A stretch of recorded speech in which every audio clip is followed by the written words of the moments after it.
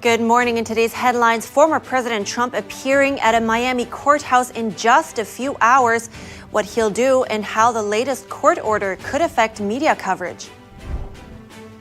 Demonstrators gather in Miami for Trump's arraignment with both supporters and protesters among them. We have more on public sentiment and the city's plan to keep things peaceful. Are there secret tapes of President Biden and his son Hunter? Senator Chuck Grassley says an FBI whistleblower document refers to recordings made by a Ukrainian energy executive. And we look at a photographer capturing the sacred bond between mother and child in the space of her ancestors in Queensland, Australia.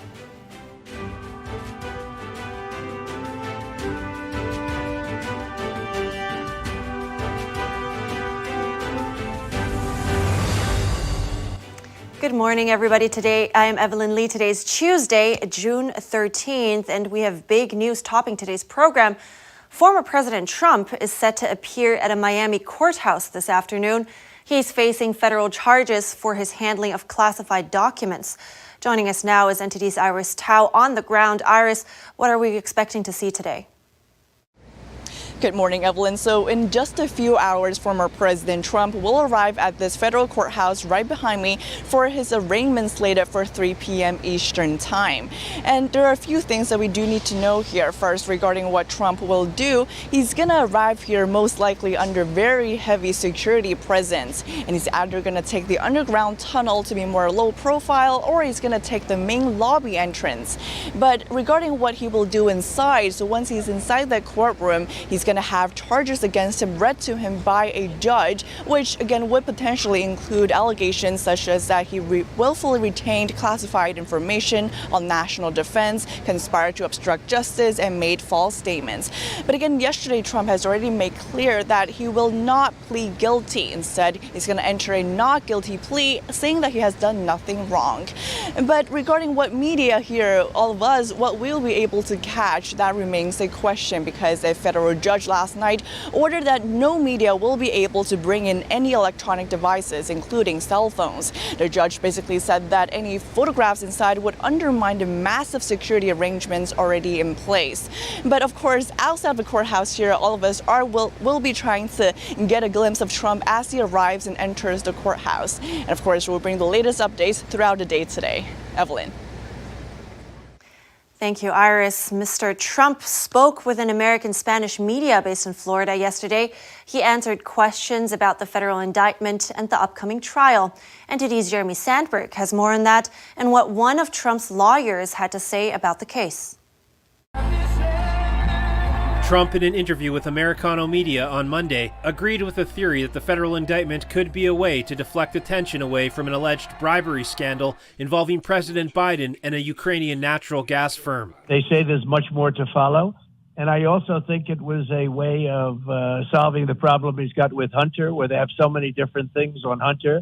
And Hunter is him because they're the same. You know, Hunter's taking in money and they're taking it in by the busload. Jesse Benall, one of Trump's lawyers on another case, told Joshua Phillip of the Epic Times on the program Crossroads that the federal indictment the Biden administration is pursuing against Trump won't hold up against the law. He says that's because the Espionage Act doesn't apply to sitting and former presidents. The act that applies to presidents and former presidents is the Presidential Records Act. The act that applies to everyone else is the Espionage Act, which has different requirements. Benall says the Justice Department is applying a two-tiered system of justice out of animosity against Trump. This is a Department of Justice that has specifically looked past very serious classified document mishandling by Hillary Clinton. They've done the same thing regarding Joe Biden. And they've made it very clear that there is one set of laws that apply to Democrats, to people that support the Department of Justice weaponization, and a separate set of laws that apply to everyone else. Benall also predicted the case will see motions to dismiss for prosecutorial misconduct based off his past experience with DOJ Special Counsel Jack Smith. He cited examples of violations of attorney-client privilege and Smith's appeal for a speedy trial. We know that from the indictment that Jack Smith abused an allegation of the crime fraud exception to the attorney-client privilege by taking instances when Donald Trump was very clearly asking for legal advice, and instead of protecting the attorney-client privilege, he forced the attorneys to turn over their communications with the client. That's not only just a violation of privilege, that's a violation of the Sixth Amendment to the United States Constitution. Trump claims to have declassified the documents he's being charged over while in office and says he was negotiating with the National Archives prior to the raid at Mar-a-Lago. Jeremy Sandberg, NTD News. At the same time, demonstrators are gathering in Miami for Trump's arraignment today. Both supporters and protesters are feeling the need to express themselves. NTD's Jeremy Sandberg also has more on the public sentiment and the city's plan to keep things peaceful. Trump supporters and critics alike gathered at Doral Hotel on Monday, where the former president was staying ahead of his federal court appearance. Well, we're losing our values. I think he's being indicted on all the wrong reasons. He basically gave up the paperwork. They call him Teflon Don for a reason. We know what this con artist from New York has gotten away with. Enough is enough. He needs to pay.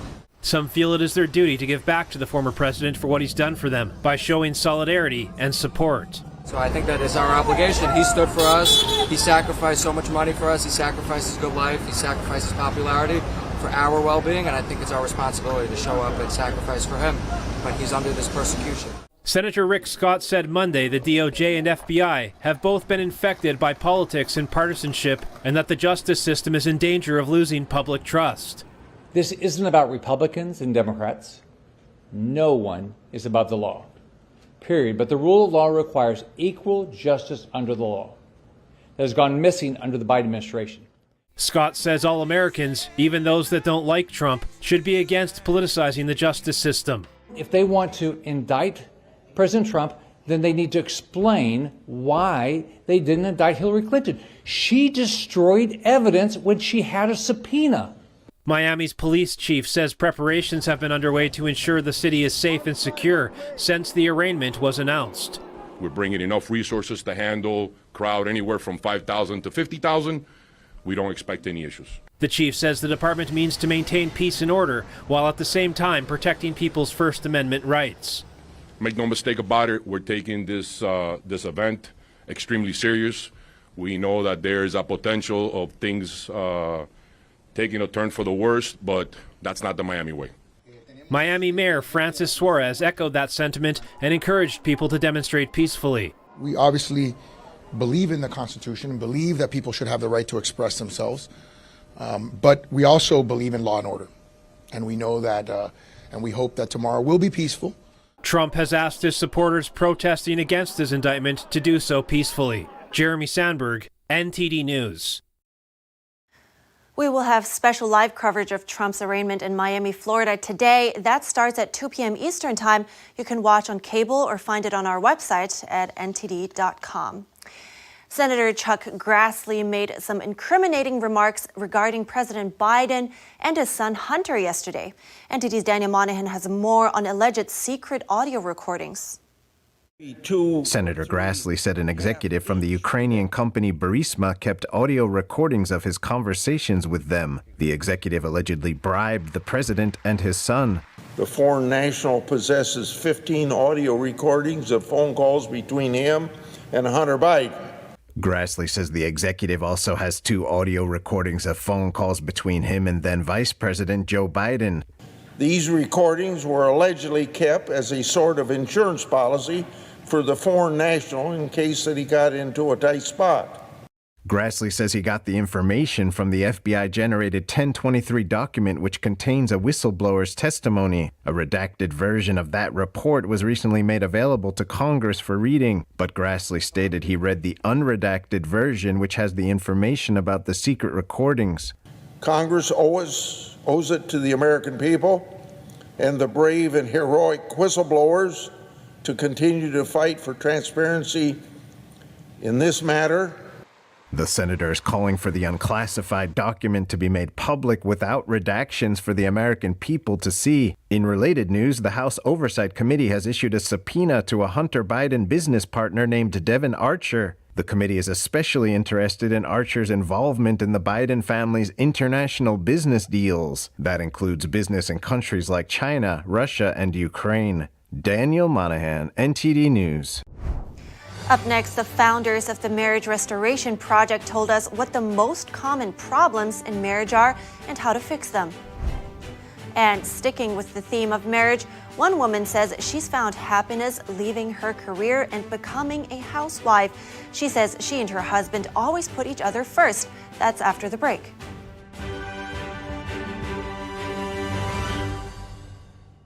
Did you know ESG is impacting every part of your life? From rising gas prices to global food shortages to out-of-control inflation, even losing your freedom of speech and being censored on the internet. It's all being driven by ESG ideology. Who's in control? What can you do about it? Find out in The Shadow State, the first documentary exposing ESG. The ESG movement of governments and corporations operates in the shadows. Only the light of truth can expose it. Watch The Shadow State documentary, streaming now. The lasting beauty of realistic oil painting. Brilliant, expressive, and inspirational. The 6th NTD International Figure Painting Competition. Guided by pure authenticity, beauty, and goodness. Invites you to join us on a journey back to traditional art. The Gold Award is $10,000. For more details, please visit oilpainting.ntdtv.com.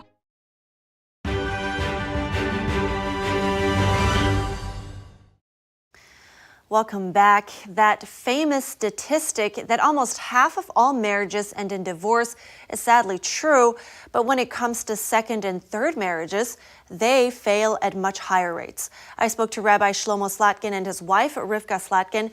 They are counselors and founders of the Marriage Restoration Project. I asked them what the most common issues are among couples and how to fix them. Watch. Communication is really, I would say, the main issue that everybody has, because nobody's coming to counseling if they know how to communicate. Because if they know how to communicate, they wouldn't have any issues. But the truth is that communication is really more of a symptom of the greater issue, which is the lack of feeling safe connection. Because communication is how we interact with someone else, whether it's through word or through nonverbal. That's how we express ourselves to someone else. So when that's not safe, and that's not going well, then that means it's a symptom of not feeling safe with your partner. So we find that by learning how to create a safe process through which couples can interact with each other, that puts them in a safer, more connected place, which enables them to deal with all of the multitude of issues that come up in relationships. And that's what we learned how to do actually ourselves when we started counseling for our own marriage almost 22 years ago. And that's what Imago therapy showed us how to do, which was how to have a safe conversation. I saw that you described 3 stages of marriage. Can you go over them really quick with the challenges and the challenges that come with those 3 stages? Maybe Rivka, this one is for you. Sure. So the first stage is what we call romantic love. So that's when you meet someone, you fall in love, you can't stop thinking about them, can't stop talking to them. You're on the phone for hours, texting, whatnot, looking into each other's eyes. It's kind of like when all those cliches from the movies, but on average, science studies shows that it lasts 0 to 6 months. Then couples move into the second stage of relationships, which is called the power struggle. And that is where most couples are. Now, in this stage, couples either decide to stick it out and kind of just have like a mediocre marriage, maybe an invisible divorce where they're kind of like roommates and not soulmates, or they actually decide to get divorced in this stage. So that's the power struggle. And then what most people also don't realize is there's a third stage. So a lot of times people get stuck in the power struggle and they think, gosh, I made a mistake. Like this is not who I thought I married. And that's when a lot of people decide to call it quits. But really, there's a third and final stage called real love or the conscious marriage. And if people can stick it out through the power struggle and learn how to make it through past it, they can get to the third and final stage. But what the conscious marriage does, and the work we do with couples, is helping them become aware, why is this bothering me in the power struggle so much? Is it just a coincidence I married this person who doesn't listen to me or is not patient? Or is there something deeper there? And when we become aware that it's actually a trigger, it's really 10% what my spouse is doing to me and 90% my own issues from childhood, from the past that I'm bringing to the table, then when we become conscious, your spouse is no longer the villain.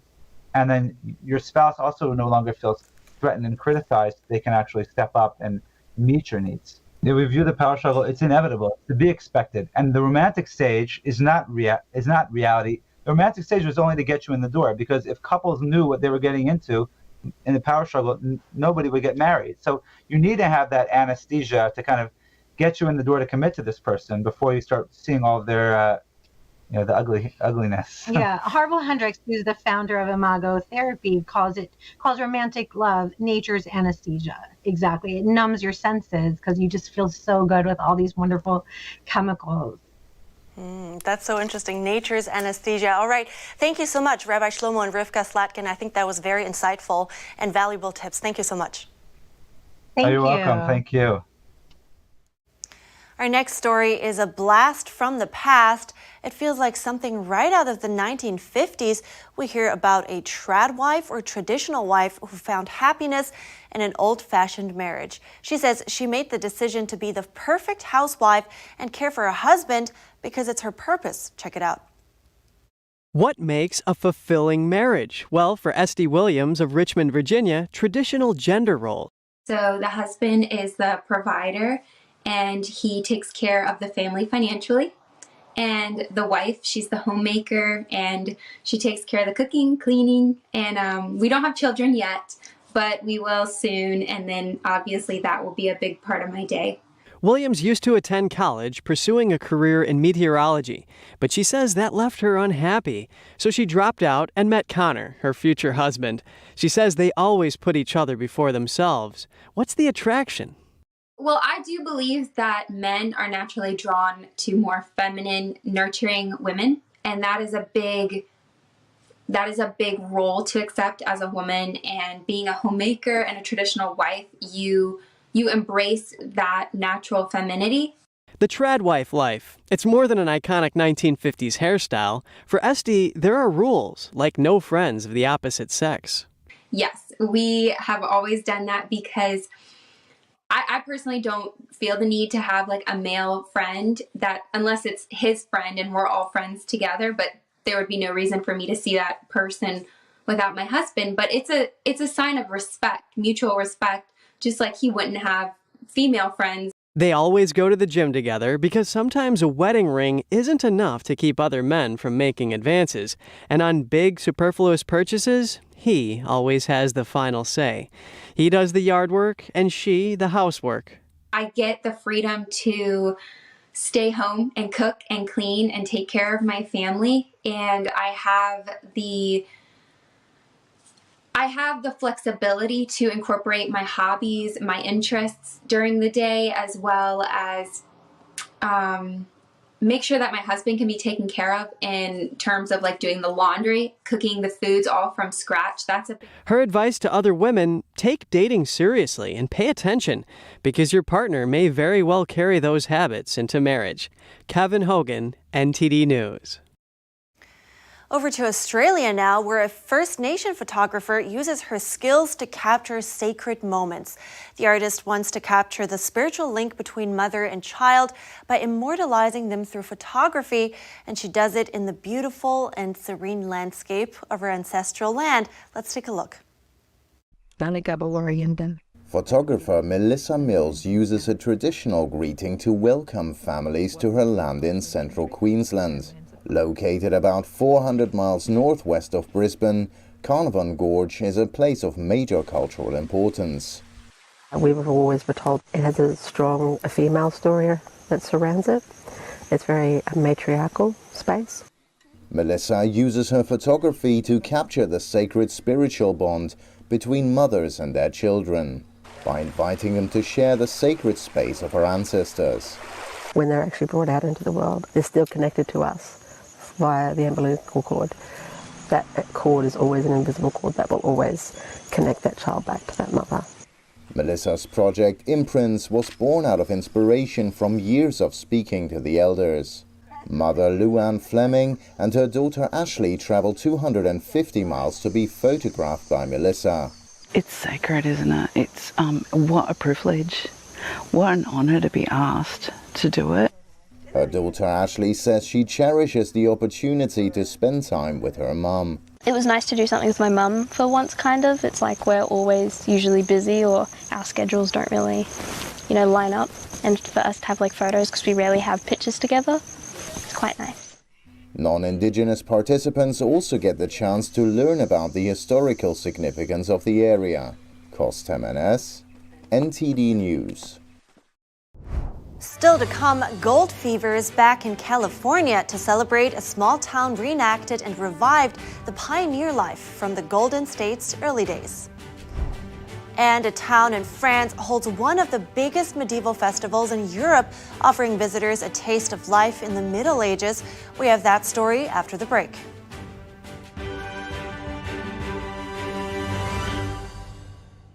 Shen Yun Creations, the streaming platform from Shen Yun, featuring world-class dance, past programs, and all original music.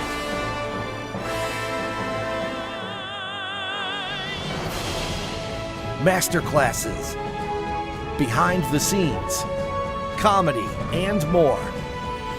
Explore shenyuncreations.com. Share your favorite photos honoring Dad this Father's Day for a chance to win $1,000 in cash. Post your photos with the hashtag GJWBestDad. Enter before June 30th for your chance to win.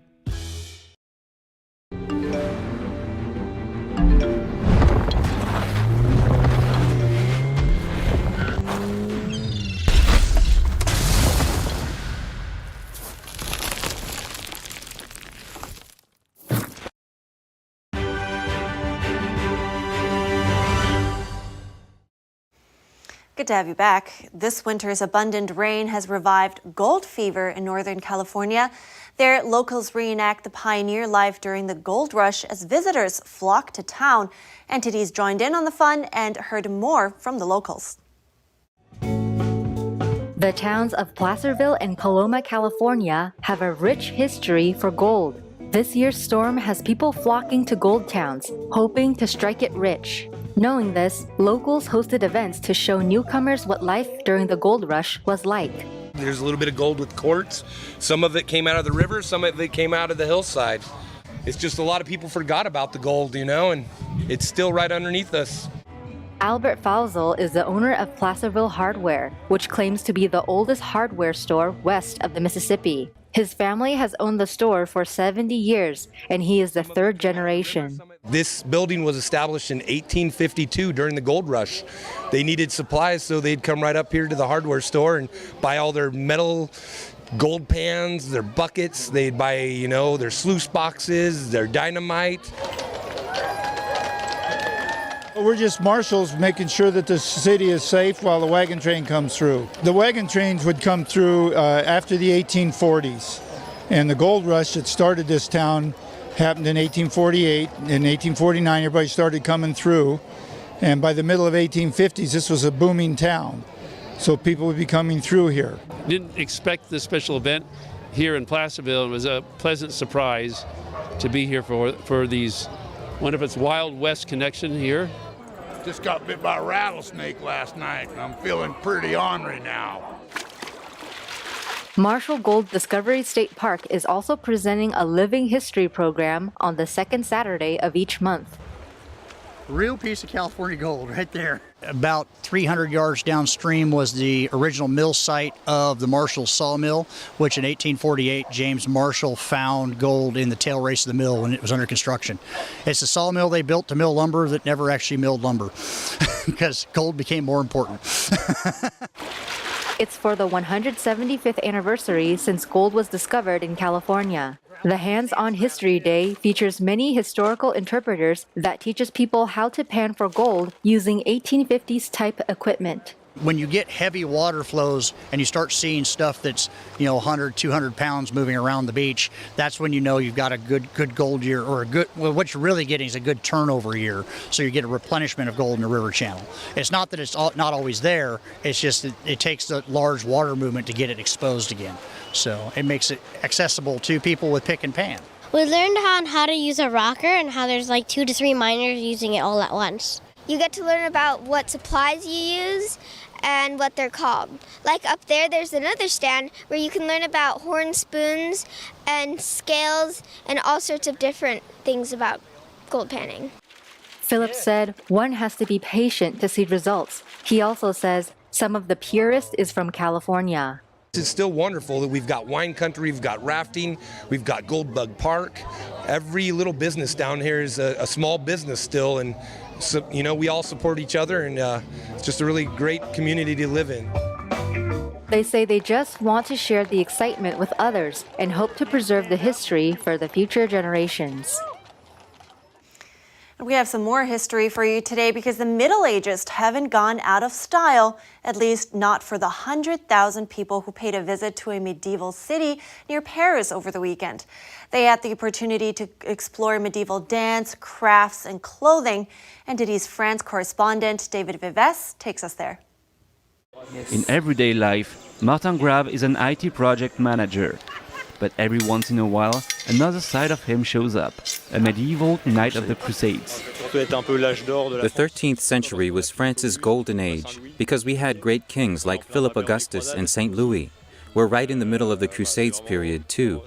I've been fascinated by history ever since I was a kid. Since 1984, the fortified medieval town of Provence has held one of the biggest medieval festivals in Europe. And like Grave, around 105,000 visitors came to Provence over the weekend to get a taste of Europe in the Middle Ages. The festival features full-scale historical reenactments of the Champagne fairs and camps, and features medieval craftspeople, builders, and dancers. And the music can be 1,000 years old, but it's still very effective at getting people to dance. What we love is, of course, performing the songs together with friendly musicians. And the interaction with the audience is always great. We try to put a smile on people's faces and bring them happiness. There are many craftspeople displaying products from the old days, art objects, fabrics, spices, jewelry, costumes, and musical instruments. Some are passionate and practice their skills in associations. Others make a living from their crafts. Blacksmithing is a passion. There's no way to explain it. It comes from the inside. It's like alchemy, using the elements. Water, earth, and fire. You start working on the metal, you transform it into something else. It's like someone who's writing, who starts with a blank page. This arrow here will be used to tear the sails of the boats, to slow them down and immobilize them. Here you have the knuckle cutter. This is an arrowhead used to stop cavalry. Here's the incendiary arrowhead. It's used to set fire to anything that can burn. And another possible use was as a poison, to poison a well. Provence and its fortifications were built during the 9th century, and the city was designated a UNESCO World Heritage Site in 2001. David Vives, NTD News, Paris. Incredible what history and tradition has to offer. We're wrapping up today's program right here. You can write us at goodmorning@ntd.com if you have any feedback or thoughts that you would like to share with us, of course. That's it for today. Have a great day. Thanks for watching. I'm Evelyn Lee.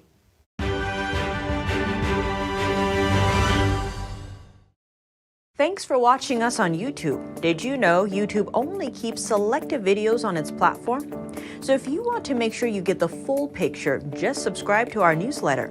Go to newsletter.ntd.com and sign up. It's free.